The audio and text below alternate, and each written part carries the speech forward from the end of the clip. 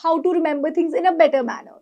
We have two basic principles which we rely on. One is active recall and the other is spaced repetition. Firstly, let's understand what is passive recall. Passive recall in plain language means simply flipping through the pages of notes without imbibing anything. For example, I'm reading dermatology and you read this statement 10 times that in pemphigus vulgaris, the autoantibodies are targeted against desmoglein 1 and 3 antigens. Even after reading 10 times, on the day of the exam, you might confuse whether it was desmoglein 2, whether it was desmoglein 5. It is normal.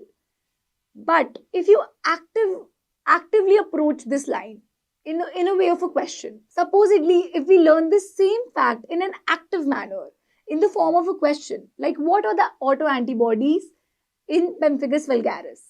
And then we answer desmoglein 1 and 3. Even if you answer this question thrice correctly, you will get it right on the day of the exam. That is the power of active recall. So the best way to do active recall is spaced repetition. What is spaced repetition? In dermatology, we have a logical part. Logical part is the part that flows, that is, easy to get to. That is something which you read once or twice, you will get it right on the day of the exam. However, the factual part is the part that hurts the most. That is difficult for your brain to remember, to recall. For example, factual difficult things like STI kits.